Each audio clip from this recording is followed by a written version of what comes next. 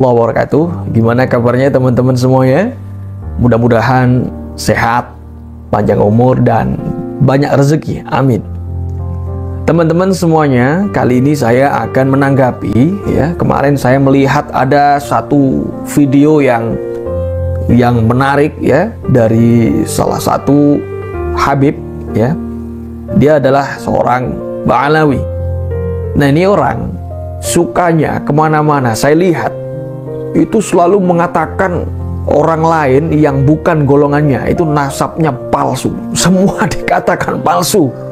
Jadi cuma dia sendiri yang asli ya, dia dan golongannya yang asli, lainnya palsu. Kayak gimana videonya? Nah, coba lihat yang satu ini. Jadi Gus Hasan Ahsan Malik itu bukan Sayyid ya. Gus Hasan Ahsan Malik bukan Sayyid, bukan. Sampaikan video ini kepada Gus Hasan Ahsan Malik. Bilang kepada dia, Anda bukan Sayyid. Anda bukan Sayyid. Anda bukan Sayyid. Anda bukan Sayyid. Ya. Jadi jangan mengaku-ngaku Sayyid ya. Nah, ini ada lagi, satu lagi dari dia. Hei Zulfikar, Anda ini bukan Sayyid. Wallahil azim, Anda bukan Sayyid. Anda dan Gus Tuba itu bukan Sayyid. Saya bersumpah demi Allah, Anda dan Gus Tuba bukan Sayyid. Dan kemudian saya cari informasi siapa dia ini sebenarnya. Ternyata dia ini salah seorang Habib ya, keluarga Ba'alawi, keturunan Yaman. Rupanya dia sendiri juga seorang pendakwah ya, dan mungkin pengurus Rabithah Alawiyah. Anda ini siapa? Ngomong kok seenaknya sendiri. Anda ini ngomong bahas nasab orang, itu seenaknya sendiri.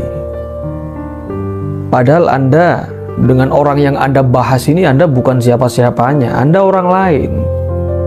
Anda ngomong sama beliau ya, yang saya tahu ya, beliau ini salah satu putra dari seorang ulama besar, pengasuh pondok pesantren Zainul Hasan Genggong, Probolinggo.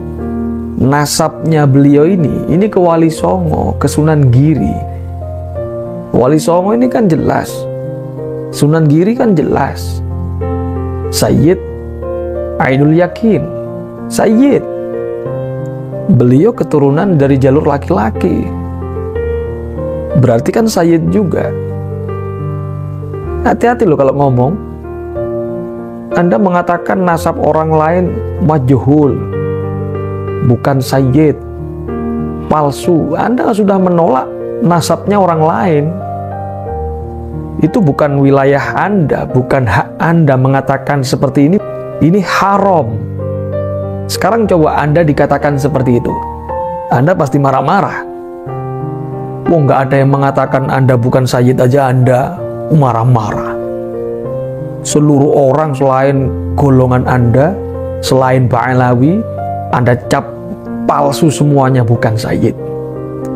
Anda sendiri juga membingungkan.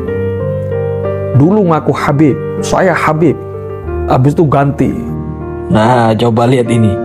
Ini Anda komentar ya dulu di video saya. Channel Anda dulu namanya Habib, kan? Sekarang sudah berubah. Lihat komentar Anda ini. Ini sombong sekali Anda ini. Anda ini Habib tapi sombong. Anda mengatakan Dzurriyyah Wali Songo gak ada yang ahli nasab. Ya, ini Anda sangat merendahkan Dzurriyyah Wali Songo.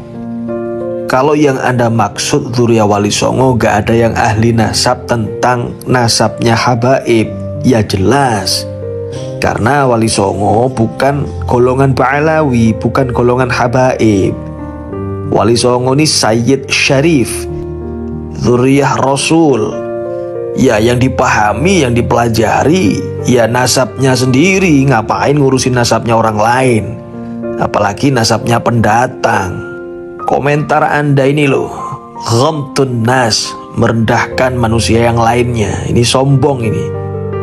Ini bukan akhlak yang diajarkan Rasul. Ada orang bukan Ba'alawi tapi dzurriyyah Rasul, Anda katakan ngaku-ngaku. Itu kan orang-orang golongan Anda kan seperti itu. Semua dibilang ngaku Habib, ngaku dzurriyyah Rasul. Giliran sekarang yang lagi viral, dzurriyyah Rasul itu Sayyid bukan Habib. Anda ngaku Sayyid sekarang, padahal dulu Anda mengatakan apa? Sayyid itu Habib yang bodoh. Nah, coba ini, channel Anda sudah ganti Syed. Syed itu Sayyid. Ya, tahu saya. Di sini Anda mengatakan bahwa Habib itu panggilan bagi seorang Sayyid yang sepuh dan alim. Ya, sepuh dan alim.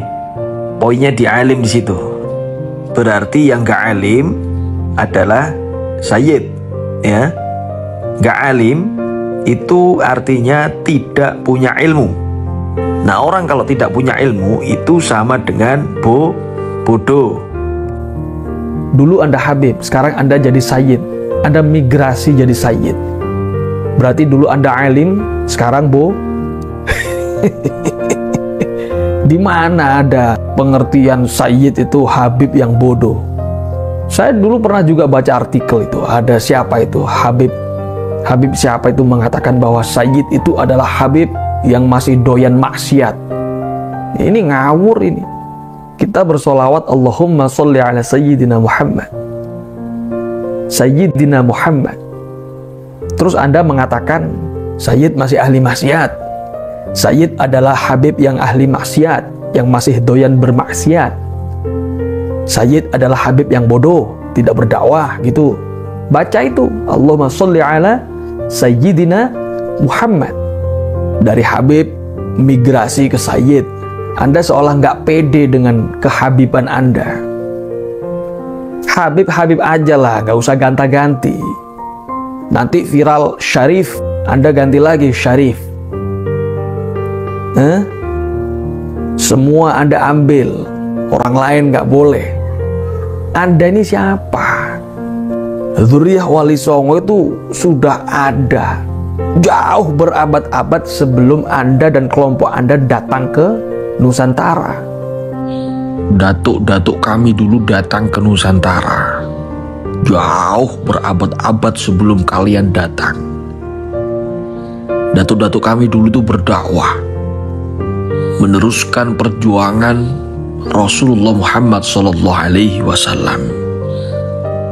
Rahmatan lil alamin, rahmatan lin nas. Berdakwah di Nusantara, kemudian menikah dengan wanita-wanita Nusantara, dan membumi. Tidak mengajarkan kasta, karena di Islam tidak ada kasta. Kami semuanya membumi. Tidak seperti Anda dan kelompok Anda, tidak mau membumi, tidak mau menikah dengan wanita Nusantara. Paling kalau mau menikah dengan wanita Nusantara dijadikan istri yang keberapa gitu. Banyak buktinya, di Pasuruan banyak. Apalagi sebaliknya, laki-laki Nusantara nggak boleh menikahi wanita-wanita dari golongan Anda. Haram, nasab terputus, ya. Bahkan hukumnya zina. Wah, ini dalil dari mana ini?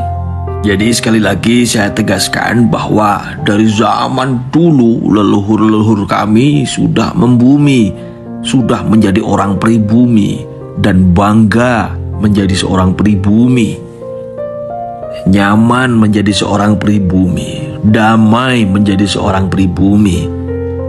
Kemudian datanglah VOC, datang lagi Belanda, datang lagi penjajah-penjajah yang lainnya.